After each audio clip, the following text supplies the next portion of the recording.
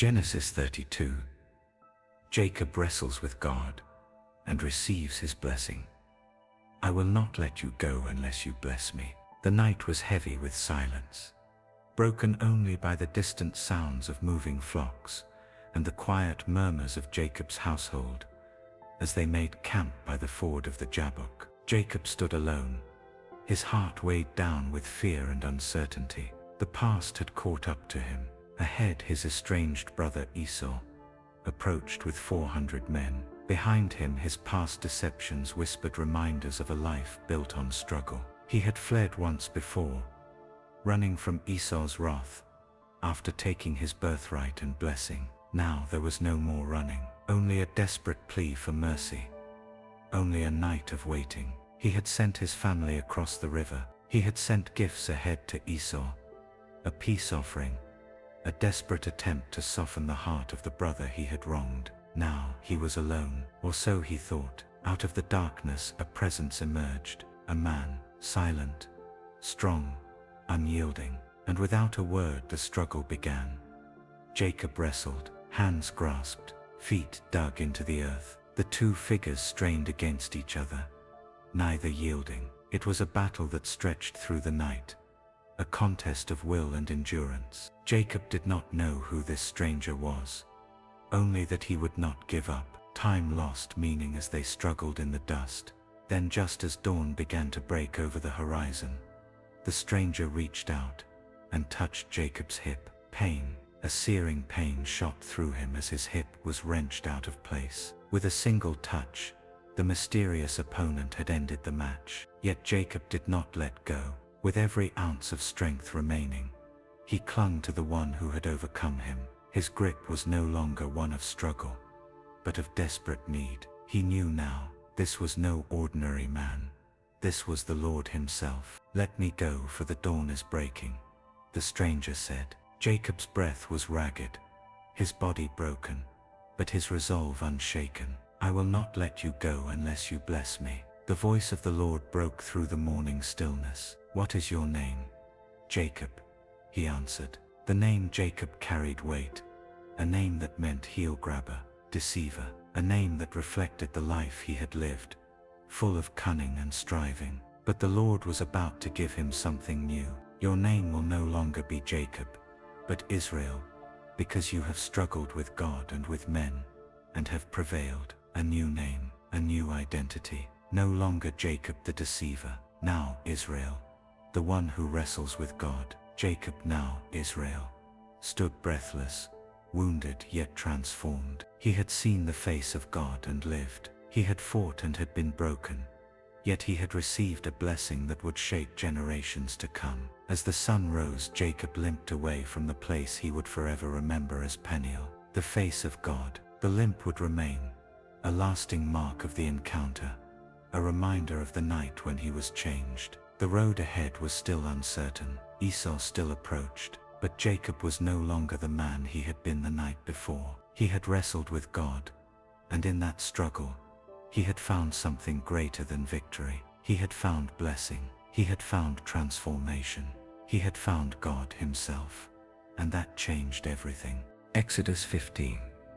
The Lord is my strength and my song of deliverance. The Lord is my strength and my defense.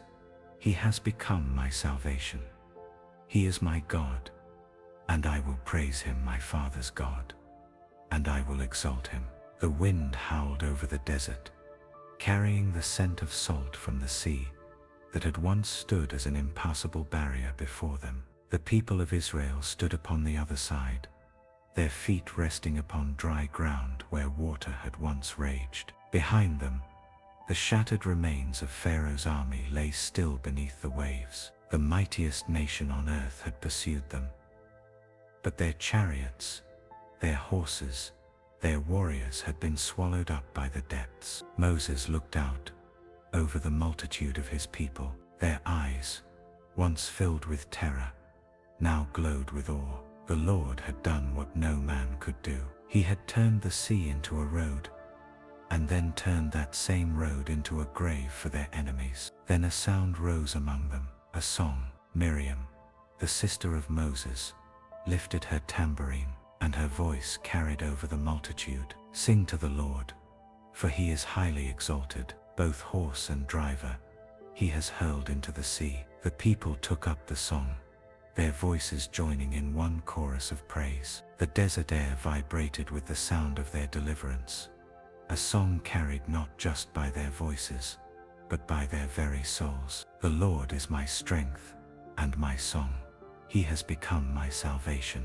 They sang of his power, his justice, his faithfulness. They sang of the fear that had gripped them as Pharaoh's army closed in, and of the moment when the sea had stood like walls upon their left and their right. They sang of the enemies who had boasted, who had said, "We will pursue, we will overtake, we will divide the spoils," only to be silenced by the breath of God. Moses lifted his hands, his heart overflowing with gratitude. Who among the gods is like you, Lord? Who is like you?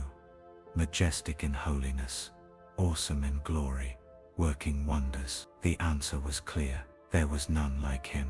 The gods of Egypt had been silent. The might of Pharaoh had been broken. But the Lord, the God of Abraham, Isaac and Jacob, had spoken through wind and water, through signs and wonders, through victory and salvation. But the journey was not over. Beyond the sea lay the wilderness, a vast and barren land, unknown and untamed. There were trials yet to come. There were days of hunger and thirst, of battle and testing. But in that moment, standing on the shores of their salvation, the people of Israel knew one thing: the Lord was with them. Miriam danced, her feet moving in rhythm to the song of freedom. In your unfailing love, you will lead the people you have redeemed. In your strength you will guide them to your holy dwelling. A promise, a future, a home. The waters had closed behind them. Egypt was behind them. Slavery was behind them. Before them lay the promise of God. The Lord had delivered them, and he would be their strength. And so they sang, for he was their song of deliverance, and he always would be. Leviticus 19. Be holy, and walk in the ways of the Lord. Speak to the entire assembly of Israel, and say to them, Be holy, because I, the Lord your God, am holy. The camp was quiet in the early morning, as the first light of dawn crept across the desert floor. The tents of Israel stood still, the people resting from their journey. But within the heart of Moses stirred the words of the Lord, words that would set the people apart from every nation on earth.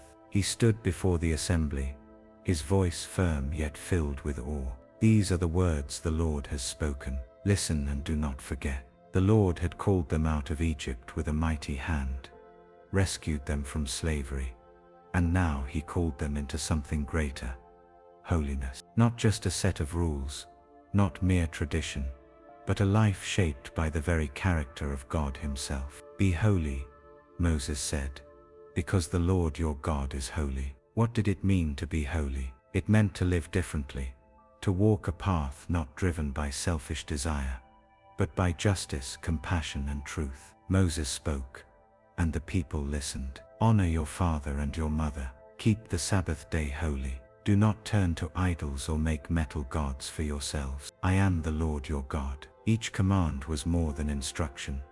It was identity. A holy people, shaped not by the culture of Egypt or the customs of Canaan, but by the nature of the one who had called them.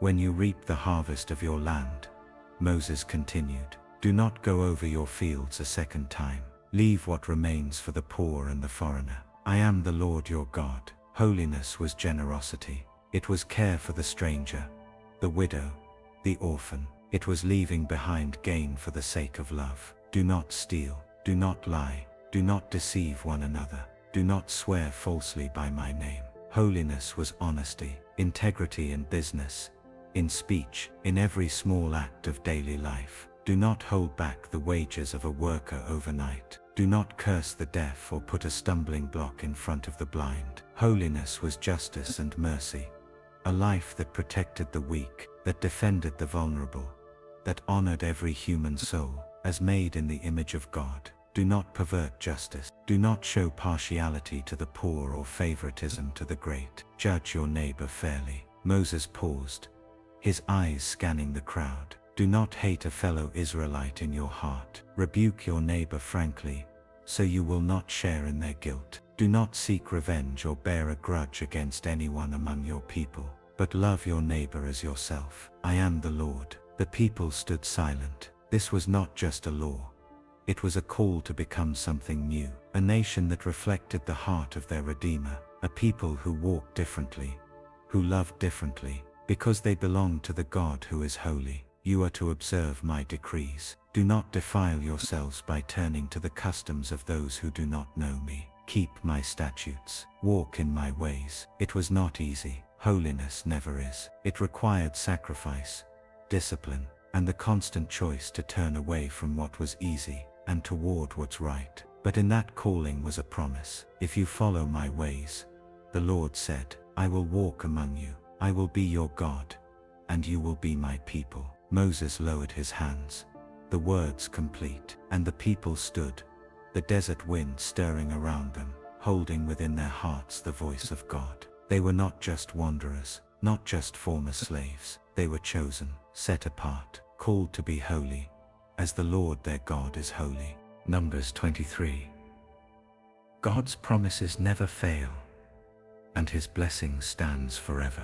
God is not a man, that he should lie, nor a son of man, that he should change his mind. Does he speak and then not act? Does he promise and not fulfill? The sun rose over the plains of Moab, casting long shadows across the encampment of Israel. Their tents, countless as the stars, spread across the valley below like a great sea of promise. God had brought them far, through wilderness, through trials, through victories they did not earn. And now, they stood at the edge of the land he had sworn to give them. But not everyone rejoiced. From the high places above, Balak, king of Moab, watched with trembling heart. He saw the multitude of Israel, and felt fear rising like a flood. They were too many, too strong, and their God, he was not like the gods of the nations. So Balak sent for a man, Balaam, a diviner, a prophet for hire,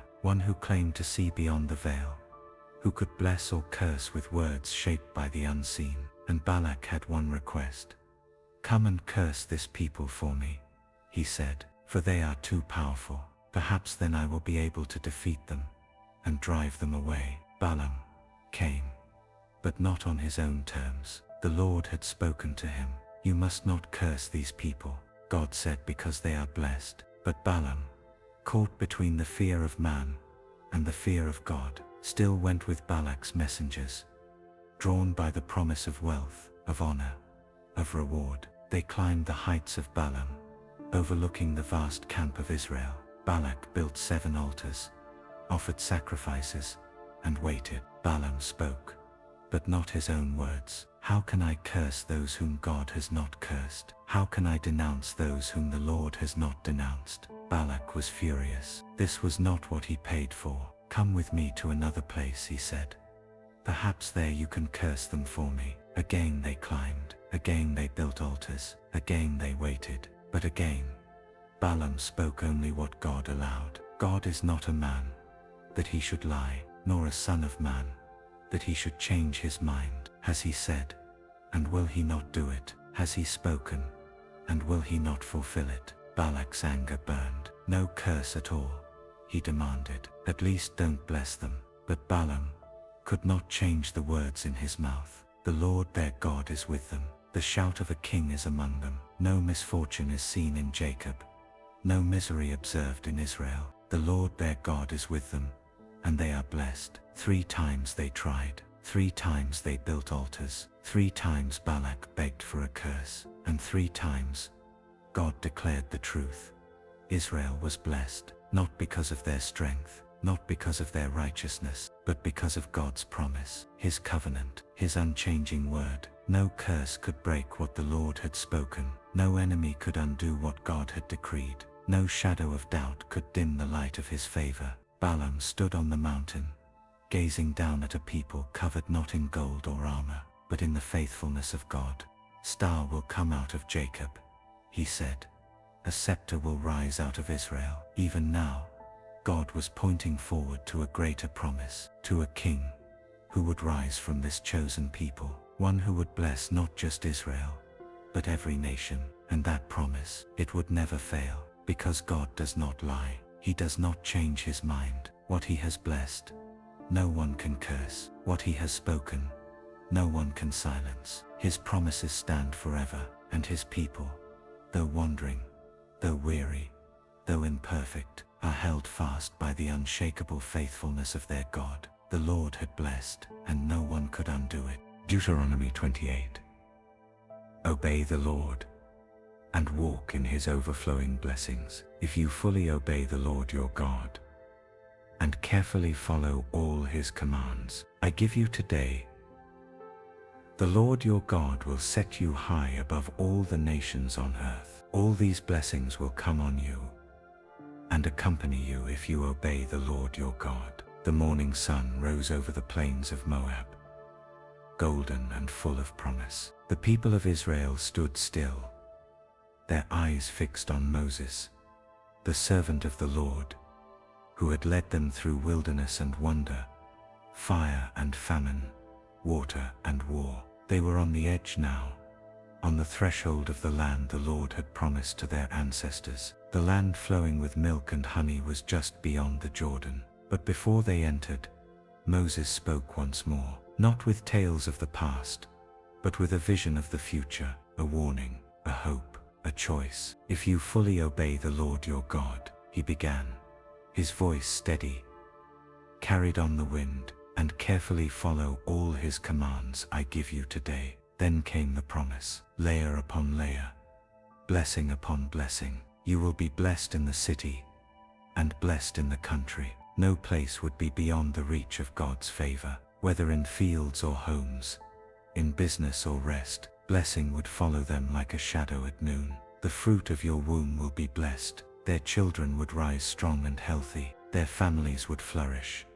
Generations rooted in covenant. Your baskets and kneading troughs will be blessed. There would be provision, abundance, not the scraps of survival, but the full table of the faithful. You will be blessed when you come in and blessed when you go out. Every journey, every return, the daily rhythm of life wrapped in divine favor. And it didn't stop there. The Lord will grant that the enemies who rise up against you will be defeated before you.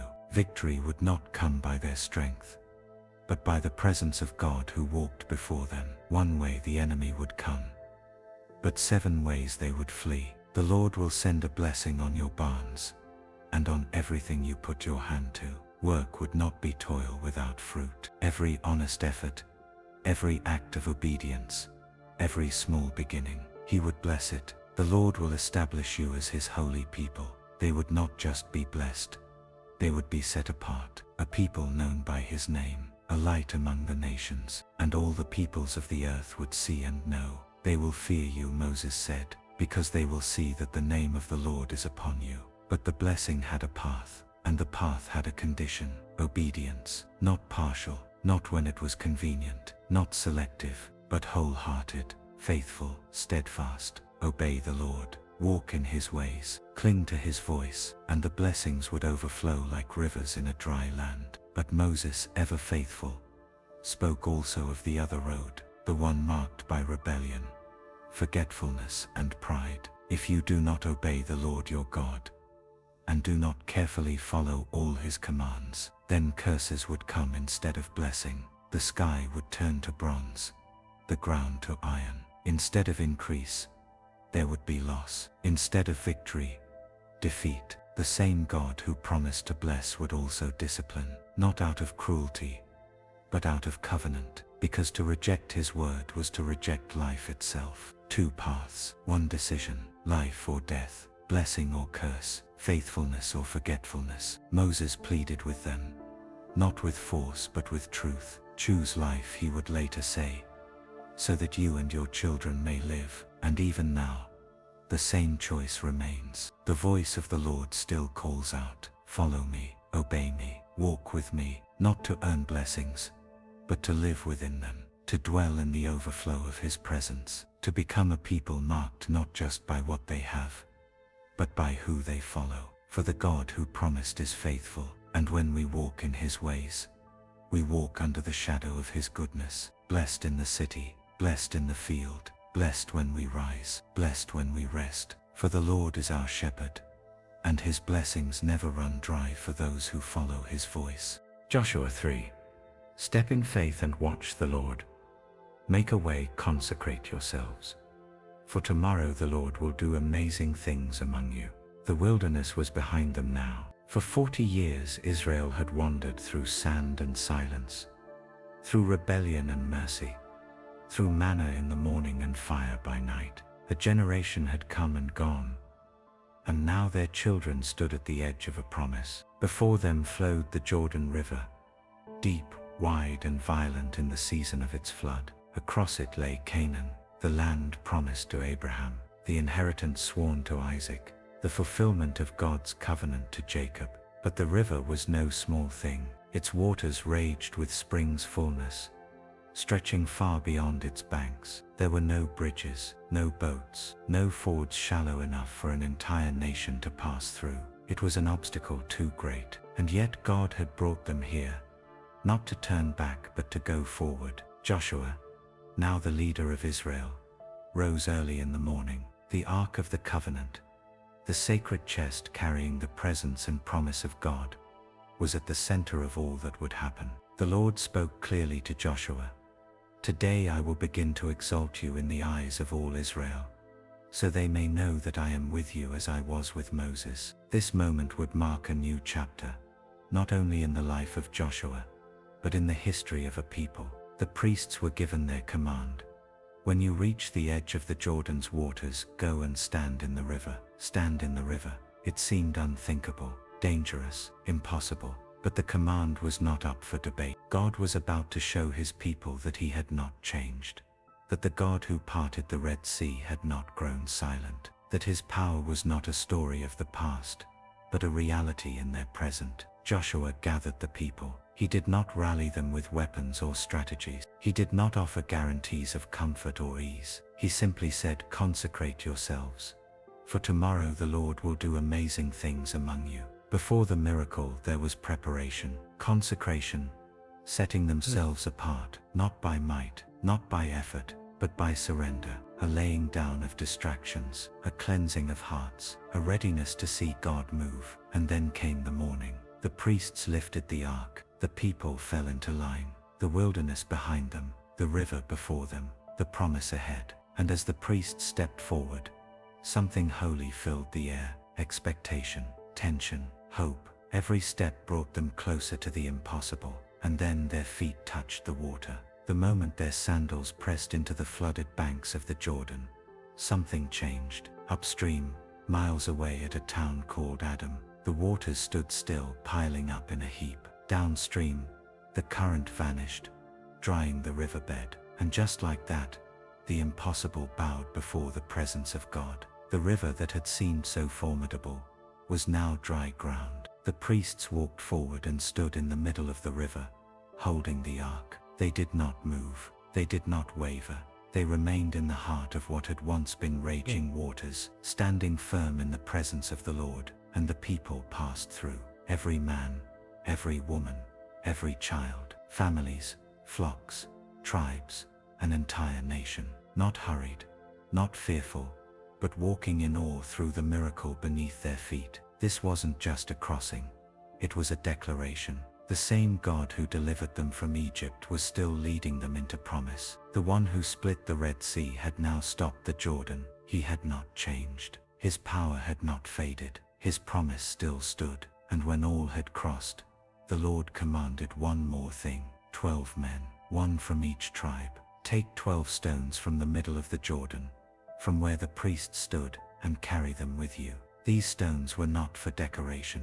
They were for remembrance. Joshua arranged them at the camp in Gilgal and said, in the future when your children ask, what do these stones mean? Tell them, Israel crossed the Jordan on dry ground. For the Lord your God dried up the Jordan before you until you had crossed over. The stones were a monument to the miracle, a testimony for generations, a reminder that when God calls you forward, he will also make a way. The Jordan had not parted before the people moved. It parted as they stepped in.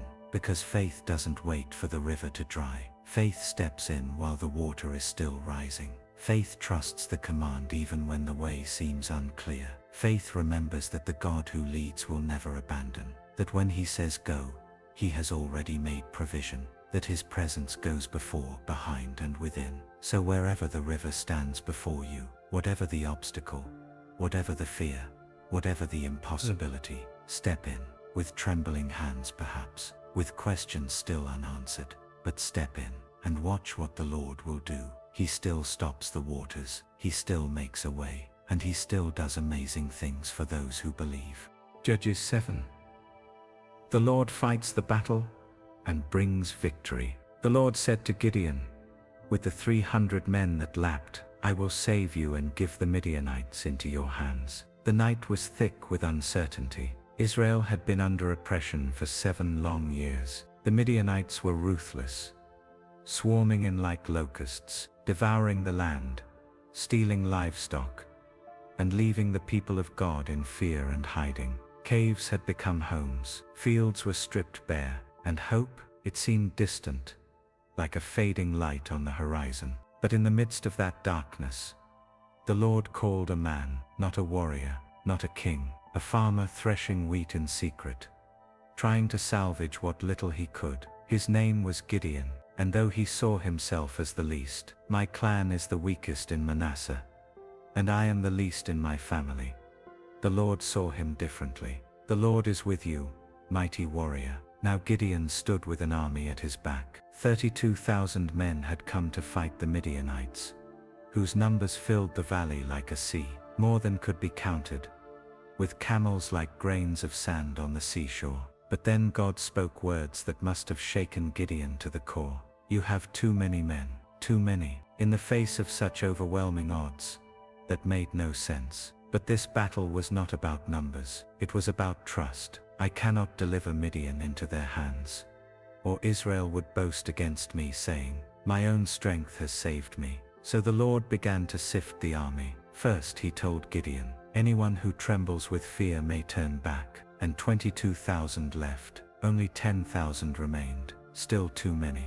The Lord led Gideon to the water and said, separate those who lap the water with their tongues as a dog laps from those who kneel to drink. 300 men cupped water to their mouths. 300, and God said, with these 300 men, I will save you, not by strength, not by strategy, not by sheer force, but by the hand of the Lord. That night, as Gideon looked out over the valley, filled with the enemy, fear crept in again. So the Lord in his mercy said, if you are afraid to attack, go down to the camp with your servant Purah, and listen. Gideon crept through the dark, down to the edge of the Midianite camp, and there he heard 2 men speaking. One told of a dream, a loaf of barley bread tumbling into the Midianite camp and striking a tent so that it collapsed. His companion replied, this can be nothing other than the sword of Gideon son of Joash, the Israelite. God has given the Midianites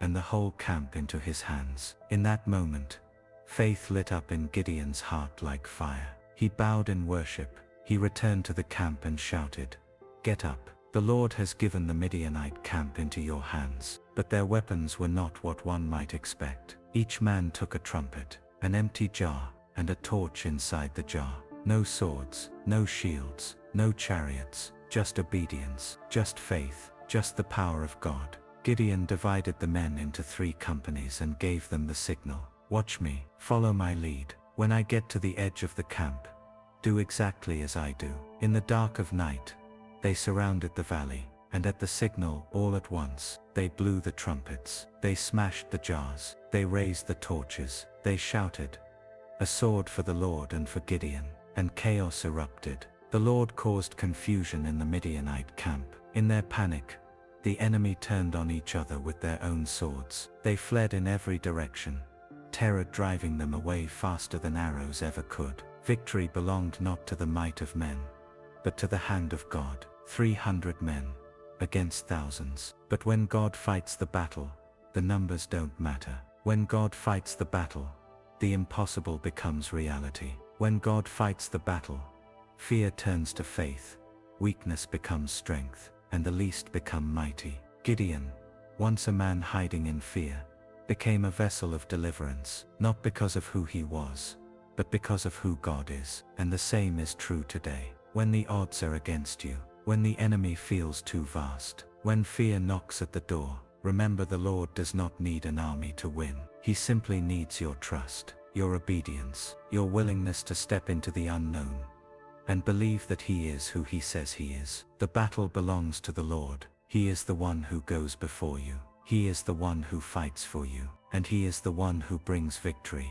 far beyond what your hands could ever accomplish alone. So lift your trumpet, raise your light, and step forward in faith, because when the Lord fights the battle, victory is already written. 1 Samuel 12. Serve the Lord with all your heart, and never be afraid. Far be it from me that I should sin against the Lord by failing to pray for you, and I will teach you the way that is good and right. But be sure to fear the Lord and serve Him faithfully with all your heart. Consider what great things He has done for you. The sun was low in the sky, casting long shadows over the assembly. The people of Israel had gathered to hear Samuel's final words to them. Samuel, their judge, their prophet, the man who had walked with them from the days of their youth, was now preparing to pass the mantle. They had asked for a king, and now a king was before them. Saul, tall and strong, the one they had chosen. Yet Samuel, though giving them the king they asked for, knew that the heart of the matter remained the same. Would Israel serve the Lord with all their heart? Samuel stood before them, his voice steady, though the weight of his words hung heavy in the air. He had led them faithfully for years, but now, in this moment of transition, his message was clear.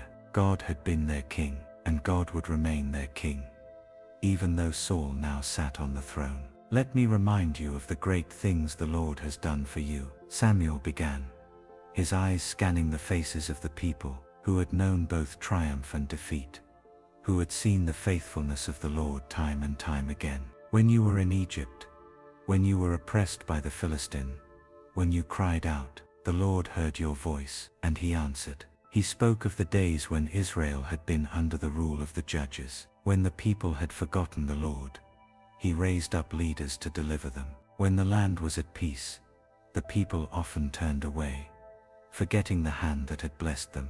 But in their distress, the Lord was faithful to answer, and now in this moment, He had not abandoned them. Even though they had asked for a king like the nations around them, the Lord had not forsaken them. Samuel reminded them of the day when the people had demanded a king, rejecting the Lord's rule over them.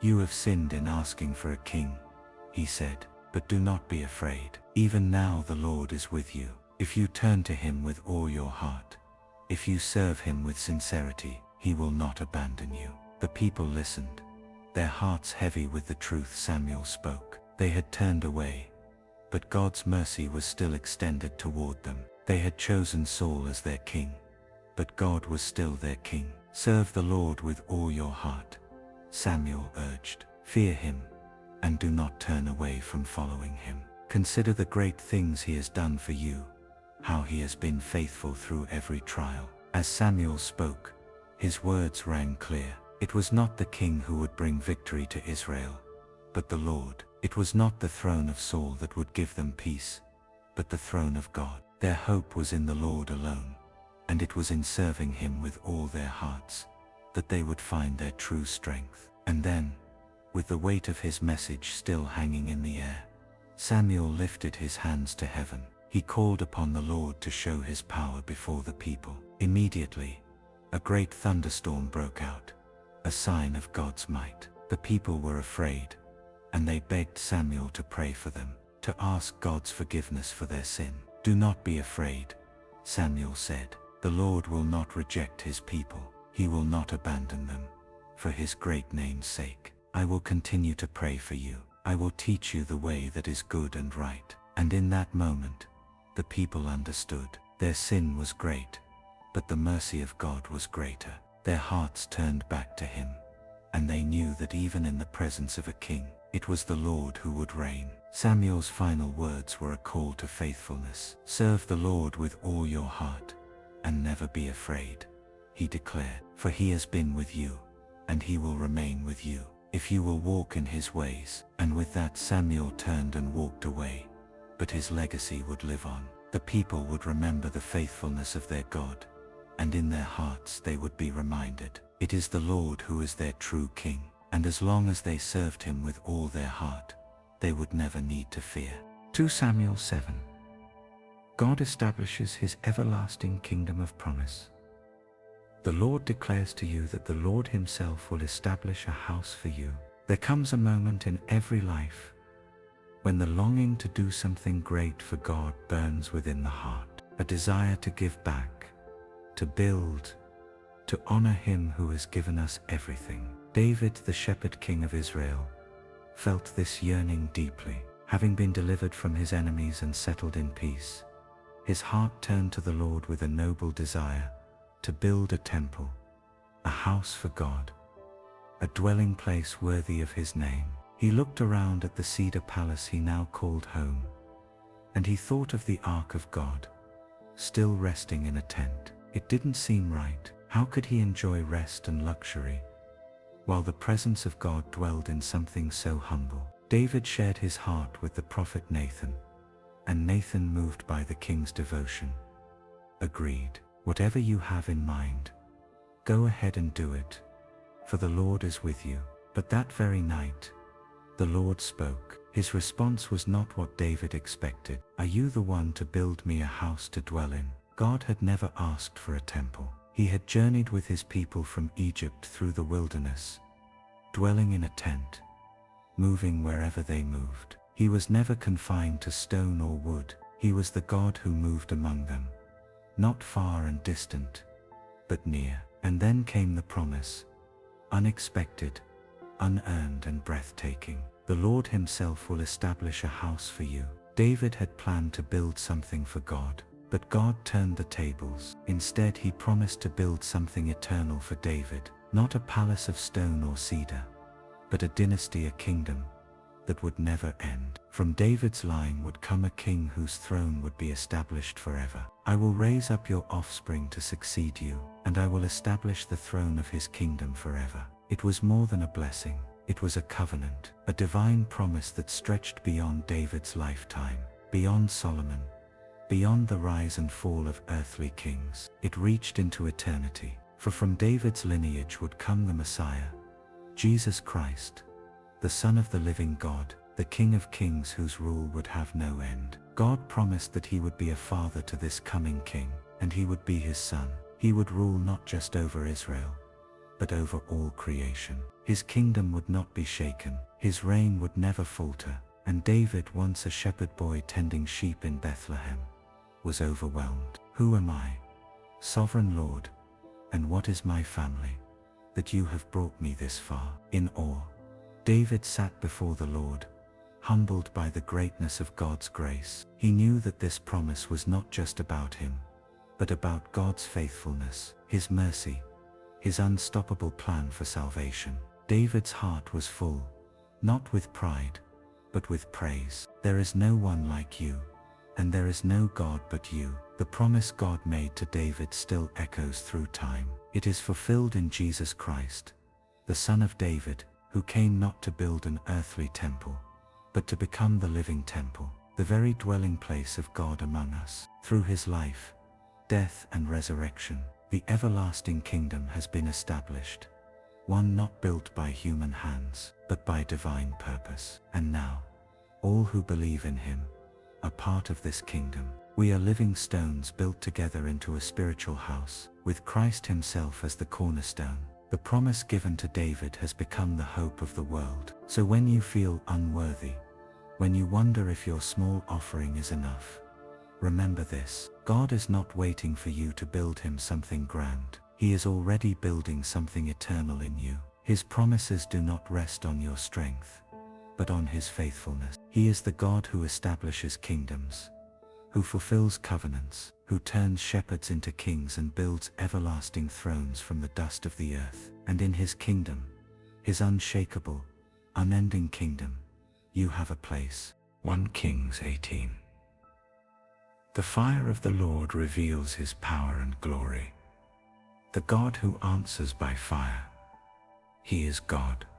In a time of great drought and even greater spiritual darkness, the people of Israel stood torn between two paths. Their hearts, once devoted to the Lord, had been led astray by King Ahab and Queen Jezebel, rulers who bowed to Baal, a false god of storms and fertility. The land was dry, the skies silent, and the people's souls parched from idolatry. Yet even in their rebellion, God had not forgotten them. He raised up a prophet, Elijah, a man clothed in rough garments but carrying the authority of heaven. For 3 years Elijah had hidden at the Lord's command while famine gripped the land. But now the time had come to confront the darkness, to call the people back, and to reveal who truly held the power over fire, rain, and life itself. Elijah approached King Ahab, bold and unshaken. "Gather all Israel to Mount Carmel," he said,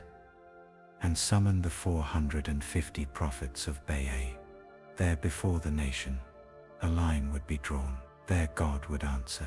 The people gathered, uncertain, wavering between allegiances. Elijah stood alone, one man against hundreds, yet with a quiet strength that did not come from himself. He looked out across the crowd and called to them, "How long will you waver between two opinions? If the Lord is God, follow him. But if Baal is God, follow him." But the people said nothing. Their silence was deafening. So Elijah proposed a challenge. 2 bulls, 2 altars, no fire. The prophets of Baal would prepare a sacrifice and call on their God. Elijah would do the same, and the God who answered by fire, he would be declared the true God. The prophets of Baal went first. From morning until noon they danced and shouted, calling upon their God. They leapt around the altar, cut themselves with swords, and cried out in desperation. But there was no voice, no answer, no fire. Elijah watched, then mocked them gently. "Perhaps your God is deep in thought, or busy, or traveling.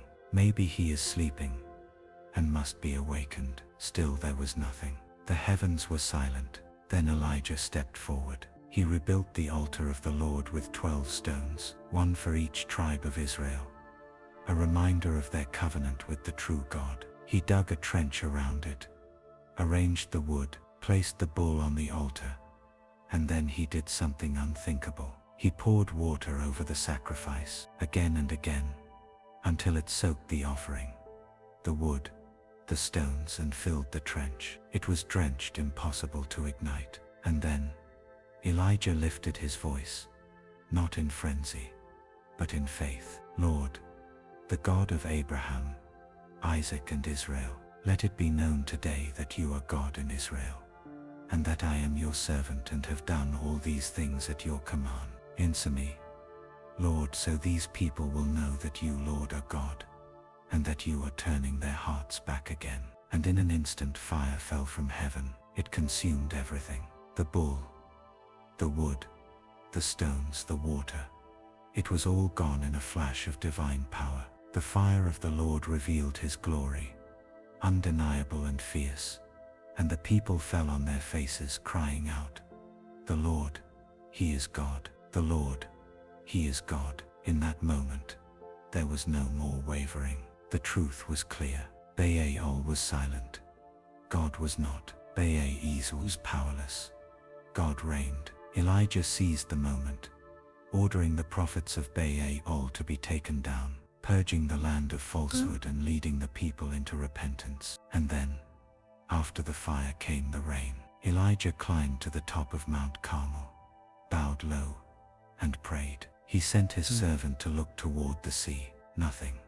Again, still nothing. 7 times he prayed, and on the 7th there, rising from the sea, a small cloud appeared. The drought was ending. The heavens were opening, and the mercy of God was returning to a people who had forgotten him. The fire on the mountain revealed more than power. It revealed grace, for God had not come to destroy his people, but to draw them back. His fire was not just judgment. It was invitation, a call to return, a call to remember. And so, when we stand at our own Mount Carmel, when our hearts are torn between the world and the word, when the skies feel silent, and we wonder who truly reigns, may we remember this: the God who answers by fire is still God. He is not silent. He is not asleep. He is the same God who calls to us, who consumes our doubts, and who turns hearts back to Him. And in His mercy, even after the fire, He sends the rain. So let the fire of His presence fall in your life. Let it burn away every false thing, every idol, every doubt, and let His glory be revealed again, not just in power, but in love, in grace, and in the gentle voice that still calls us home. 2 Kings 5. A simple act of faith brings healing and restoration. Now I know that there is no God in all the world except in Israel. Sometimes the most extraordinary miracles begin in the most unexpected places through the most unlikely people. In a world marked by pride, status, and power, God often chooses humility, simplicity, and quiet faith to unveil His glory. And in the story of Naaman, the commander of the army of Aram, we witness how a single step of obedience, small and humble, opened the door to healing and transformation. Naaman was a man of great importance, a mighty warrior highly esteemed by his king, successful in battle and influential in court. Yet behind the armor, beyond the victories, he carried a quiet affliction. He had leprosy, a disease that no power, no wealth, no influence could cure. Beneath all his strength, Naaman was a man in desperate need. But hope came from an unlikely voice. A young Israelite girl captured during a raid and now serving as a slave in Naaman's household looked upon her master with compassion. She said to Naaman's wife, "If only my master would see the prophet who is in Samaria, he would cure him of his leprosy." This servant girl had no title, no authority, yet her faith in the God of Israel spoke louder than any worldly power, and her quiet words set a great miracle in motion. Naaman took the message to heart. He went to his king, who sent him with a letter to the king of Israel, along with lavish gifts, silver, gold, fine clothing. He traveled with horses and chariots, expecting to find healing through grandeur and ceremony. But the king of Israel, upon reading the letter, tore his robes in despair. "Am I God? Can I kill and bring back to life?" he cried. He saw only the impossibility. But Elisha, the prophet of the Lord, heard of the king's distress and sent word, "Have the man come to me, and he will know that there is a prophet in Israel." So Naaman arrived at Elisha's door expecting a grand display. But Elisha did not even come out to meet him. Instead, he sent a messenger with simple instructions: "Go, wash yourself 7 times in the Jordan, and your flesh will be restored and you will be cleansed." Naaman was outraged. He had expected a dramatic healing, a prophet waving his hand, calling upon the name of God, perhaps a ceremony fitting for a man of his stature. But to bathe in the muddy waters of the Jordan, it seemed too simple, too undignified. "Are not the rivers of Damascus better than all the waters of Israel?" he said, turning away in anger. But once again a humble voice intervened. Naaman's own servants approached him and said, "My father, if the prophet had told you to do some great thing, would you not have done it? How much more then when he tells you, 'Wash and be cleansed'?" Naaman paused, and then he obeyed. He went to the Jordan. 1 dip, 2, 3, still nothing. 4, 5, 6, no change. But on the 7th his skin was restored like that of a young boy. The leprosy was gone. Not just his body healed, but his heart awakened. He returned to Elisha and stood before him, no longer the proud commander, but a humbled man, changed and grateful. "Now I know that there is no God in all the world except in Israel," he declared. And he offered Elisha the gifts he had brought. But the prophet refused, making it clear this was not a transaction. This was grace. Naaman, still overwhelmed, asked for something unusual: to take soil from Israel back with him so he could build an altar and worship the Lord alone in his homeland. And though he still lived in a foreign land, in a foreign system, his heart now belonged to the one true God. What began with the simple words of a servant girl ended in the transformation of a powerful man. What looked like an insignificant command to dip in a river became the turning point for healing. Not because of the water, but because of obedience, because of faith. And so it is with us. We often look for God in grand gestures, in miracles wrapped in splendor. We expect Him to show up in powerful ways that match our expectations. But sometimes healing comes through humility, restoration through surrender, miracles through a simple act of faith. Naaman's story reminds us that God is not bound by human pride or power. He moves through the humble, speaks through the lowly, and calls us to trust, even when His ways seem too simple to believe. So when the path to healing feels beneath you, when the instructions seem too small or too quiet, remember this: it's not the size of the act, it's the size of the God behind it. And the God who healed Naaman is still at work today, calling us to trust, to obey, and to find restoration in His way, in His timing, and by His grace. Ezra 8. The hand of the Lord is upon those who seek Him. There are moments when the journey ahead seems uncertain, when the road is long, the path unmarked, and dangers linger on every side. In those times we are reminded of one truth: that those who seek the Lord will find His hand guiding them, His presence surrounding them, and His strength carrying them through. Ezra was a man of the Scriptures, a teacher of the law, devoted to God with all his heart, chosen to lead a group of exiles back to Jerusalem. He faced a daunting task, returning to rebuild not just walls but hearts, not just a city, but a people. The journey was more than physical, it was deeply spiritual. As Ezra prepared to lead the people back from Babylon, he gathered them by the river that flows to Ahava. There they camped for 3 days, waiting, praying, seeking. It was a pause in the momentum, a sacred moment to reflect and prepare. Ezra looked around and noticed something crucial. Among those gathered, there were no Levites, no servants of the temple. The journey ahead would require more than strength. It would require worship, holiness, devotion. So Ezra sent men to find Levites, to call them into the mission. And the Lord in His faithfulness stirred hearts. Servants came willingly, prepared to go. But the challenges were far from over. The road to Jerusalem was filled with dangers. Robbers, enemies, and the unknown loomed over the journey. Ezra had every reason to ask the king for protection: soldiers, horsemen, weapons. But he didn't. Why? Because he had already told the king, "The gracious hand of our God is on everyone who looks to Him."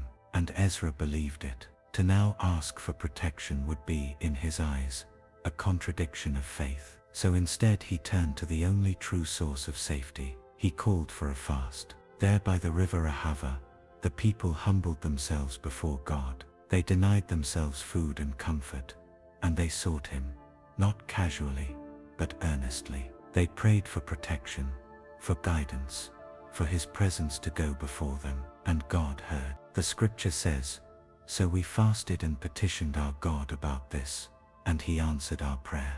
When they set out from the river, they were not alone. The hand of the Lord was with them, guarding them from ambush and enemy. The journey, long and uncertain, was marked by the invisible, undeniable presence of God. They arrived safely in Jerusalem. Not one person lost, not one treasure stolen. Everything committed to their care, the silver, the gold, the sacred offerings, was delivered in full. The mission had succeeded, not because of their strength, but because of their surrender. Ezra's story in this chapter is not just about ancient travel or temple duties. It's about trust. It's about what it means to rely on God when the stakes are high and the risks are real. It's a reminder that His hand is still upon those who seek Him. When we fast, when we pray, when we choose to trust rather than panic, He responds. Not always in the way we expect, not always in the timing we desire, but always with faithfulness. The hand of the Lord is not weak. It does not falter. It holds steady through storms, through danger, through every trial. And that hand is upon you when you seek Him with your whole heart. So whatever journey lies before you, whatever valley you must cross, whatever mountain you must climb, know this: you do not walk alone. When you pause to pray, when you stop to fast, when you call on His name, you invite the hand of God to move. And when He moves, nothing can stand in the way. Ezra and the exiles made it home, not because the path was easy, but because they trusted the one who goes before. That same God is with you. His hand is still upon those who seek him, and in him there is safety, strength, and the promise of arrival. Nehemiah 4. Stand firm and let the Lord fight for you. There are times in life when doing the right thing invites resistance, when every step forward feels like a battle, when the very act of rebuilding, whether it's a dream, a family, a future, or a heart, draws the attention of the enemy. But it's in these moments that we learn the fight is not ours alone. The Lord himself stands with us. Nehemiah had returned to Jerusalem with a vision, a mission to rebuild the broken walls of the city. The ruins were not just stone and rubble. They were the remnants of a people who had been scattered, discouraged, forgotten. But Nehemiah saw what others had stopped believing, that restoration was possible. So the work began. Brick by brick, hand by hand, the people rallied. Fathers and sons, priests and merchants, each took their place along the wall. The sound of tools striking stone filled the air with hope. But not everyone rejoiced. When Sanballat, Tobiah, and others heard that the wall was going up, they were filled with rage. They mocked the workers. What are these feeble Jews doing? Can they bring the stones back to life? Tobiah laughed and said, even a fox climbing on it would break down their wall of stones. Mockery, threats, intimidation. The enemy used every weapon they could to bring fear. But Nehemiah did not respond with anger. He turned to prayer. Hear us, our God, for we are despised. He laid the insults before the Lord, not seeking revenge but trusting that God would defend their cause. And then he kept building. The people had a mind to work, but as the wall grew, so did the enemy's rage. Plots were formed, attacks whispered in the dark, words spread of ambushes, fear crept in. Some began to doubt. They will attack us, we won't see it coming. Nehemiah saw it too, but he did not panic. He posted guards, he placed families by their sections of the wall, swords at their sides. He looked at the trembling workers, and he spoke words that still echo through time. Don't be afraid of them. Remember the Lord who is great and awesome, and fight for your families, your sons and your daughters, your wives and your homes. And the people remembered. They took heart. They picked up their tools and their swords. From that day on, half the men worked, and half stood guard. Builders carried materials in one hand and a weapon in the other. Even those fetching water did so with armor on their backs. They were ready, not just to build but to defend. Yet through it all they did not place their trust in weapons. Nehemiah said, our God will fight for us. That was their confidence, not in numbers, not in strength, but in the God who sees every threat, hears every whisper, and stands with his people in every battle. And because they did not stop, because they stood firm, the wall continued to rise. What the enemy meant to stop, God used to strengthen. The threats didn't disappear. The opposition didn't go silent, but neither did the people. They kept building, they kept watching, they kept praying, and the Lord, true to his word, fought for them. The story of Nehemiah 4 is more than a chapter in ancient history. It's a message to every weary heart that's trying to rebuild. If you are facing opposition, if you are mocked, doubted, threatened, do not give in to fear. Stand firm. Remember the Lord. He is great and awesome, and the battle is not yours to carry alone. Sometimes the enemy wants to make you think that the work is useless, that your walls will never rise, that your family will never heal, that your purpose is broken beyond repair. But those are lies, because when God calls you to build, he also promises to protect. When he stirs your heart to rise, he does not leave you alone in the fight. The weapon formed against you may rise, but it will not prosper. So build with one hand, and keep your sword in the other. Pray, watch, work, and trust that your God, the one who called you, the one who goes before you, is fighting even now. Stand firm, and let the Lord fight for you. Psalm 34. The Lord is close to the brokenhearted, and saves the weary. There are moments in life when the weight feels too heavy to carry, when grief hangs like a storm cloud, when the heart is shattered, and the soul is tired. Moments when prayers feel like whispers lost in the wind, and in those moments one truth remains. The Lord is near. This is not a distant comfort, not a poetic phrase to soothe the pain. It is a reality, a promise that in your darkest hour, you are not alone, that the God of heaven leans close when your heart is broken. Psalm 34 was born from a place of desperation, a moment when David, the great warrior and future king, was anything but strong. He was running for his life, hunted by King Saul, a man once close to him, but now filled with jealousy and rage. David had no army, no kingdom, no place to call home. He found himself hiding in foreign lands, alone and afraid. He fled to Gath, the city of the Philistines, enemies of Israel. Desperate for safety, he walked straight into danger, and the people of Gath recognized him. Isn't this David, the one they sing about? Saul has slain his thousands, and David his tens of thousands, and fear gripped David's heart. He knew they could kill him on the spot, so he did something unexpected. He pretended to be insane. He let saliva run down his beard, scratched at doors and mumbled nonsense. The king of Gath said, "Do I lack madmen, that you bring this man to me?" And they let him go. It was a moment of survival, humiliating, strange, but David lived, and out of that narrow escape, he wrote Psalm 34, a song of deliverance, a declaration of trust. I sought the Lord, and he answered me. He delivered me from all my fears. David wasn't celebrating his cleverness. He wasn't praising his acting skills. He knew exactly who had saved him. The angel of the Lord encamps around those who fear him, and he delivers them. He had been terrified, weak, broken, but the Lord had come close. And David, now hiding in a cave, surrounded by others who were also outcasts, lifted his voice, not in bitterness, but in praise. I will bless the Lord at all times. His praise will always be on my lips. It was not a song from a throne. It was a cry from a cave. And that's what makes it so powerful, because we've all been there.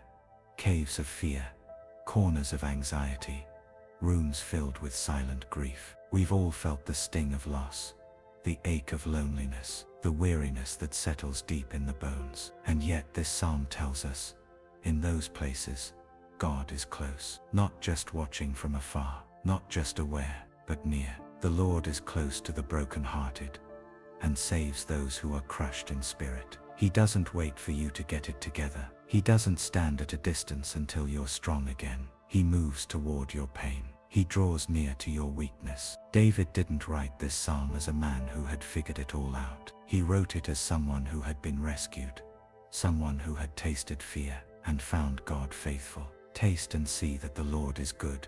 Blessed is the one who takes refuge in him. Sometimes we think we have to be strong to find God, but it's in weakness that we truly discover him. When there's nothing left to cling to, no strength to boast of, no strategy to lean on, that's when we see how close he really is. The weary, the wounded, the ones whose spirits are crushed, these are the ones he saves, not because they've earned it, not because they've impressed him, but because he is full of mercy. David continues, the righteous person may have many troubles, but the Lord delivers him from them all. Notice, he doesn't say the righteous will have no troubles. He says they'll have many, but God will not abandon them. He walks through the fire with them. He stands in the storm beside them. He redeems every pain, restores every loss, and binds up the broken pieces of the heart. There's something beautiful in that, something real.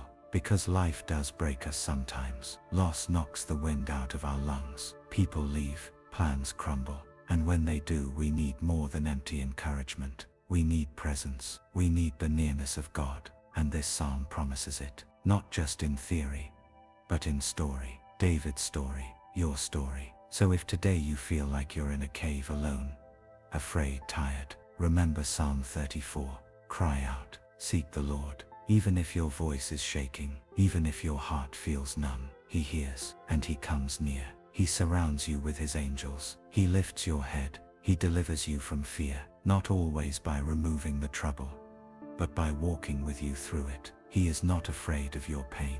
He is not surprised by your sorrow, and he will not leave you crushed. The Lord is close to the brokenhearted and saves those who are crushed in spirit. That is the promise. That is the comfort. That is the truth that wraps around your soul in the midnight hours. You are not alone. You are not forgotten. You are not too broken. The same God who rescued David from fear, who surrounded him with songs of deliverance, is with you now. So rest in him. Let his nearness be your strength. Let his presence heal what the world cannot. And even in the cave, even in the broken places, bless his name. For the Lord is close to the brokenhearted, and he saves the weary, always. Psalm 139.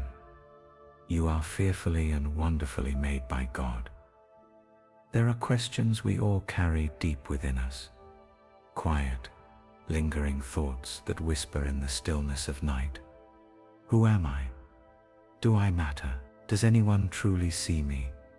Truly know me? And into those questions, Psalm 139 speaks with gentle power, reminding us of a truth far deeper than the noise of the world. You are known, you are seen, you are loved. Long before you took your first breath, before anyone else ever spoke your name, God knew you, not just the surface you, not the version you show to the world, but the real you. Every thought, every fear, every silent hope, every unseen tear. David, the psalmist, wrote, "You have searched me, Lord, and you know me." This isn't a distant observational knowledge. It's intimate, personal, tender. God knows when you sit and when you rise. He perceives your thoughts from afar. He is familiar with all your ways. Before a word is even on your tongue, he knows it completely. That kind of knowing can feel overwhelming, vulnerable, but it's not meant to cause fear.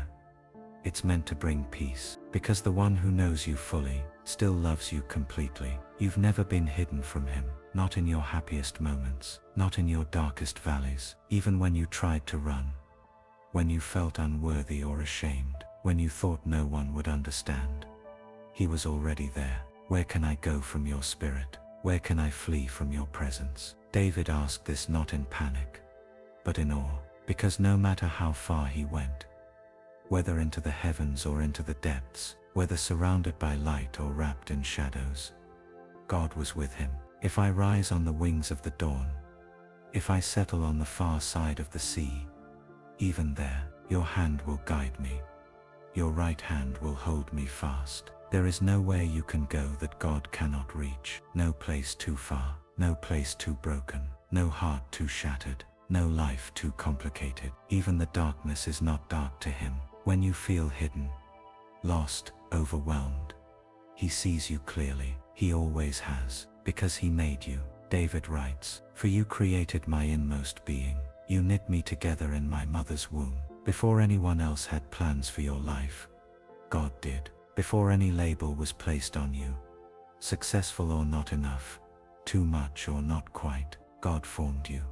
Cell by cell, strand by strand, with purpose and care. You are not an accident. You are not a mistake. You are not random. You are fearfully and wonderfully made. Every detail of who you are was crafted by the hands of the Creator.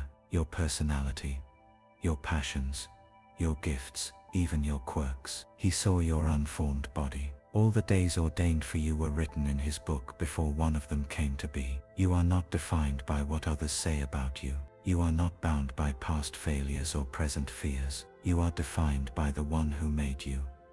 And he calls you wonderful. How precious to me are your thoughts, God. How vast is the sum of them. God's thoughts about you are not few.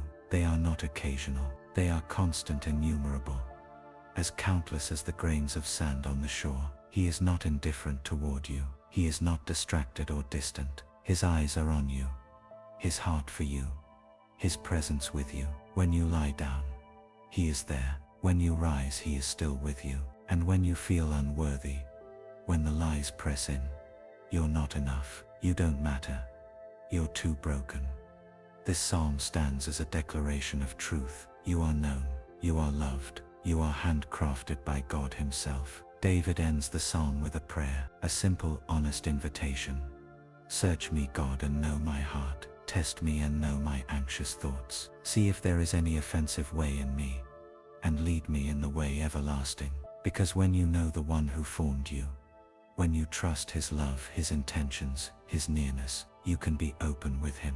You can invite him into the deepest parts of your heart, even the parts you've hidden away. And he doesn't come with condemnation. He comes with grace, with healing, with the gentle guidance of a father who knows every step you need to take. You are fearfully and wonderfully made, not just in body, but in soul, in spirit, in purpose. You were created with intention, knit together with love, carried in the heart of God long before the world ever met you. So the next time you wonder if you're seen, if you matter, if you belong, return to Psalm 139. Let its words wrap around your heart like a gentle whisper from heaven.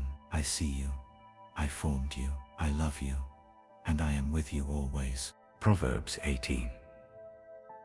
The name of the Lord is a strong and mighty tower. There are days when life feels uncertain, when fear creeps in quietly, when chaos swirls just beyond the surface, when the world feels loud and your heart feels tired. We look for safety, for something steady, something strong enough to stand when everything else feels like it's falling apart. And in the middle of all that noise, Scripture offers a simple, powerful truth. The name of the Lord is a strong tower.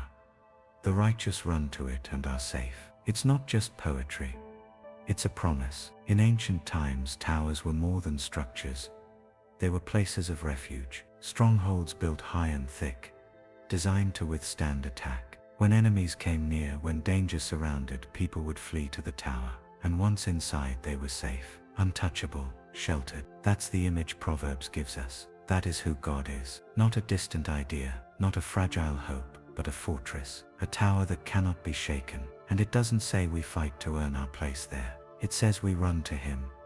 Not walk, not hesitate, not analyze. Run. Because when trouble comes, there is no safer place to be than in the name of the Lord. What does that mean? The name of the Lord. It means his character, his nature, who he is. The name of the Lord is more than a title. It's a declaration of his power, his goodness, his mercy, and his faithfulness. When you speak his name, Yahweh, El Shaddai, Jehovah Jireh, you are calling on the one who sees you, who knows you, who fights for you. You are not running to an idea. You are running to the living God, and he is strong enough to hold you.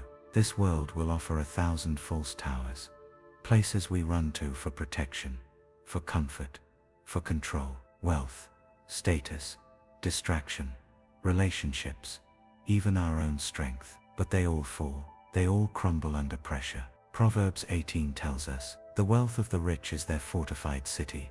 They imagine it a wall too high to scale. We can convince ourselves we're secure, but when the storm hits, we find out what we've built on. Only one tower stands unmoved, the name of the Lord. And the beautiful thing, his door is always open. He doesn't hide from you. He doesn't demand perfection before you come close. He invites you in. When your heart is heavy, run to him. When you're overwhelmed, run to him. When the world feels too loud and your strength feels too small, run to him. Because in that tower, you'll find more than shelter. You'll find peace. You'll find rest. You'll find truth that silences lies, and love that drives out fear. And you'll remember who he is. He is the God who never changes, the one who walks beside you in every valley, the one who lifts your head when you've forgotten how, the one who wraps his arms around the broken-hearted and whispers, "You're safe now." So if you find yourself searching for something solid, something real, something that won't fall when the winds rise, look up. There is a tower that never moves. It was built not by human hands but by the heart of the everlasting God. It stands through every generation. It shelters every soul who seeks him. The name of the Lord is a strong tower. The righteous run to it and are safe. That is the truth you can rest in tonight. Let the world spin. Let the winds blow. You are safe in him. Isaiah 43. You are mine, and I will never leave you. There are moments when life feels like too much. The waves come faster than we can stand. The fire gets hotter than we thought we could bear. And in those moments, when everything feels like it's slipping through our hands, a voice breaks through the noise. Do not fear, for I have redeemed you. I have called you by name. You are mine. These words from Isaiah 43 aren't just ancient poetry, they are the heart of God, spoken to a weary people, spoken to you, spoken to all of us who have felt overwhelmed, forgotten, or lost in the storms of life. You are not a number, not a mistake, not just another face in the crowd.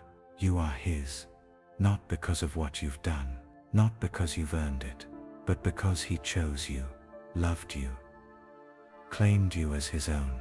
When you pass through the waters, I will be with you. And when you pass through the rivers, they will not sweep over you. He doesn't say if you go through the waters. He says when, because hardship will come, the rivers will rise, the flames will flicker close.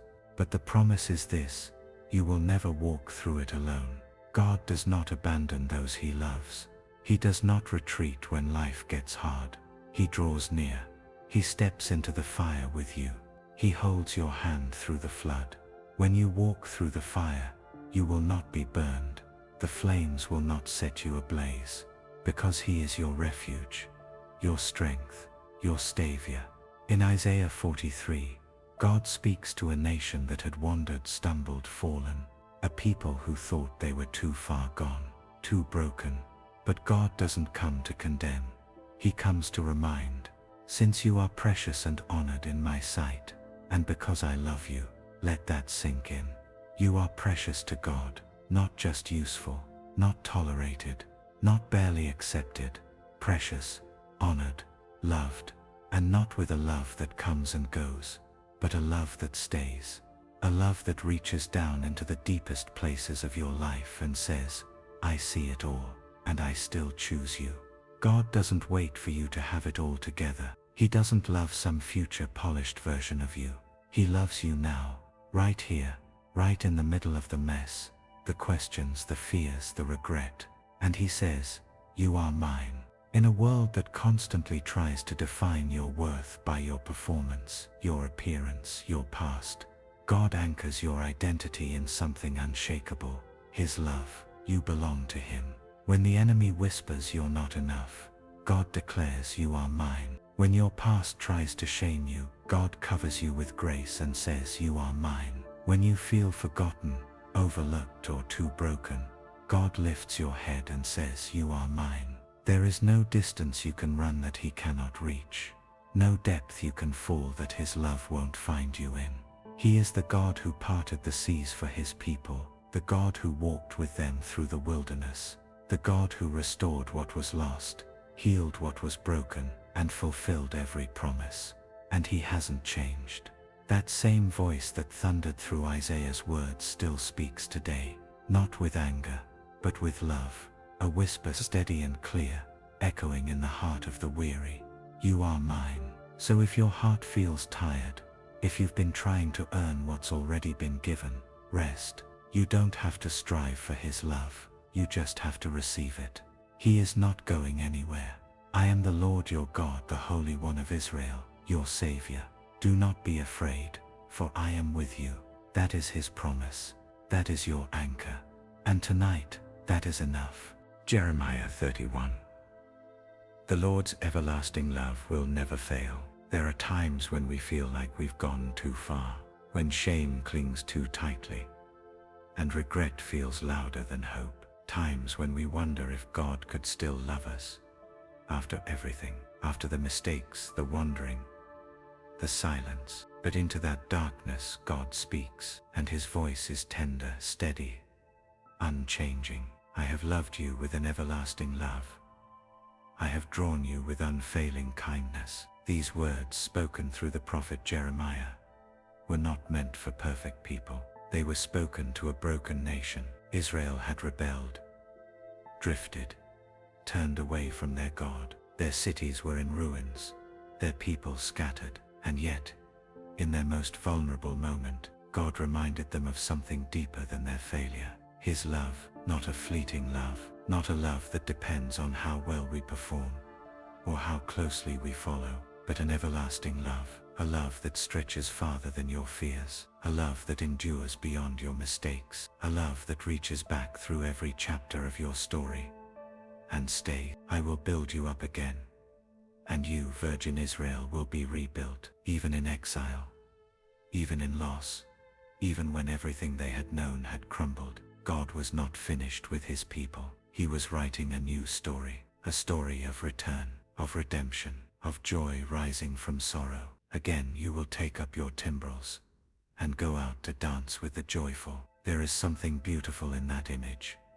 Dancing again, laughing again, not because pain never came, but because healing has the final word. God promised to bring his people back, to gather them from the farthest places, to lead them with compassion and care. They will come with weeping.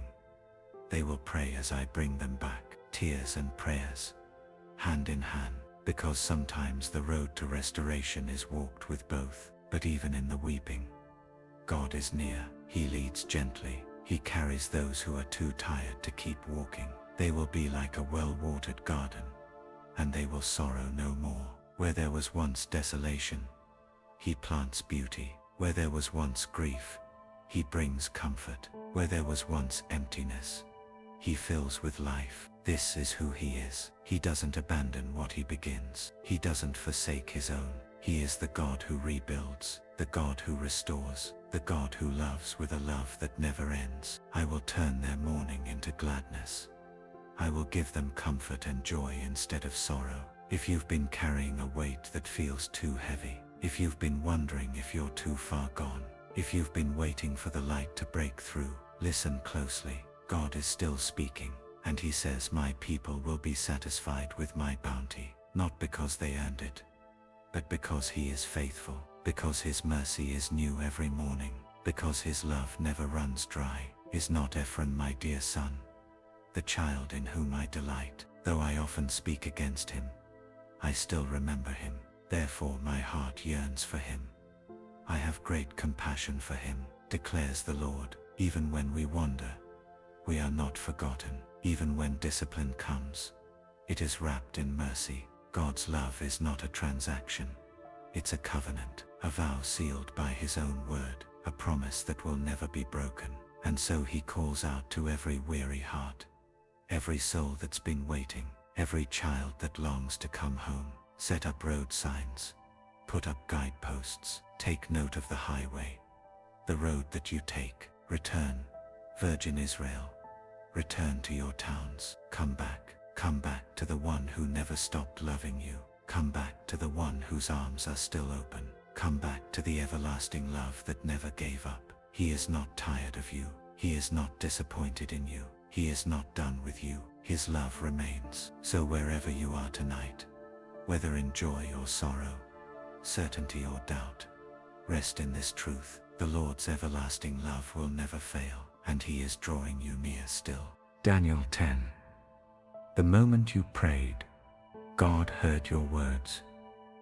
From the first day that you set your heart to understand, your words were heard. The desert wind moved gently across the banks of the great Tigris River.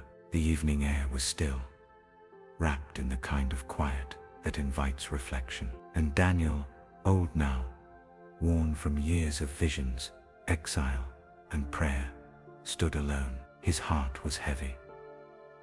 For 3 weeks he had fasted. No rich food, no meat, no wine, not even fragrant oil upon his skin.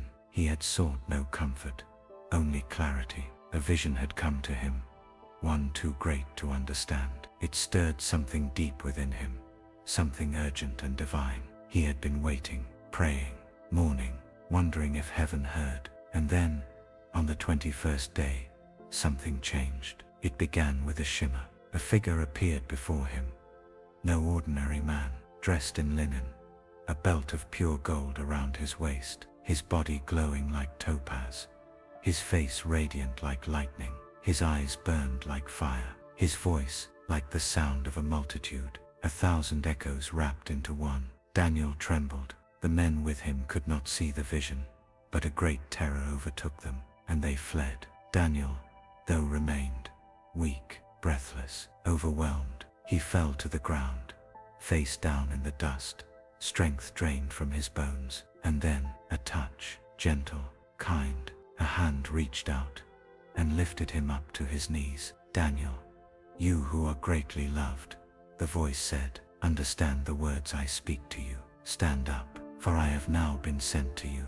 Daniel stood, barely his body trembling, and then he heard what his soul had longed for. "From the first day that you set your heart to understand, and humbled yourself before your God, your words were heard. From the first day, not the 21st, not the day of the vision, the first, when Daniel had begun to pray, to seek, to surrender. Heaven had listened, angels had moved, battles had been waged beyond the veil of sight." The figure explained. "For 21 days the prince of the kingdom of Persia, a dark spiritual force, had stood in opposition. But Michael, one of the chief princes, had come to help. This messenger had come because of Daniel's prayers. The answer had always been on the way." Daniel bowed, speechless, trembling. He could barely breathe. Again the hand touched him. Again the strength returned. "Do not be afraid, you who are greatly loved. Peace be with you. Be strong now. Be strong." And Daniel was strengthened. In the silence of the riverbank, Daniel received understanding. Not all the answers, not the full picture, but something more. The reassurance that his prayers had not been in vain, that he was seen, that he was heard. Heaven had moved when he spoke, and so he rested in the mystery, in the comfort of being known by the Most High. As night settled, and the stars blinked softly above the river, Daniel's heart was quiet. The God of heaven had heard him. The battle behind the veil had been fierce, but his prayers had mattered, and that truth was enough. So sleep, dear listener. Let the weight of Daniel's story soothe you. Know that the moment you pray, heaven hears. The silence is not absence. The waiting is not wasted. You are seen, you are loved, and even now, the answer may be on its way. Revelation 7. The Lord wipes away every tear and brings eternal peace. And God will wipe away every tear from their eyes. The storm of judgment had paused. The winds of the earth, held back by 4 angels at the corners of the world, stood still in heaven's silence. In this moment, before the seals were fully opened, before the final wave of wrath, there was a holy intermission, a pause not of fear, but of mercy. John, the beloved disciple, watched with wide eyes as the scene unfolded before him. First came the sealing.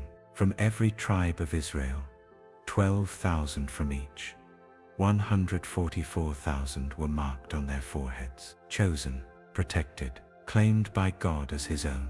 And then the vision opened wider. A multitude appeared, a crowd beyond number, from every nation, every tribe, every people, every language. They stood before the throne and before the Lamb, clothed in white robes, palm branches in hand, symbols of peace, of triumph. They sang not with fear, but with joy. Salvation belongs to our God who sits on the throne, and to the Lamb.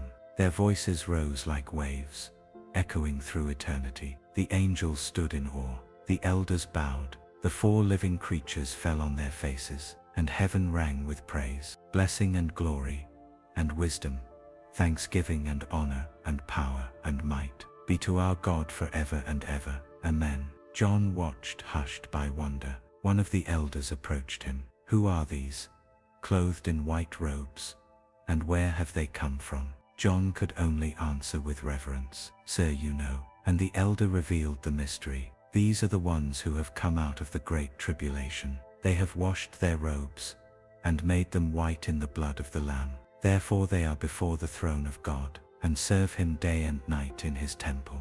No more hunger, no more thirst, no sun to scorch them, no heat to burn. The Lamb Jesus stood at the center of the throne, not distant, not untouchable. He was their shepherd, guiding them to springs of living water. And then came the promise, soft as a whisper, strong as eternity. And God will wipe away every tear from their eyes. No more sorrow, no more pain, no more fear, or loneliness or loss. Every heartache remembered by God, every tear noticed and gently removed by his own hand. Peace eternal, complete and pure, was now theirs. In this vision, John saw the end of every suffering. He saw the beginning of forever, a world where wounds are no more, where grief is replaced with glory, where the Lamb is light, and love is the air we breathe. So now as you lie still, close your eyes and breathe in the quiet. You are not forgotten. You are part of this story. One day that same hand will wipe your tears too, and the peace you long for, deep, deep peace, will wrap around you like a blanket of light. Rest now, for the Lamb is near, and heaven is not far.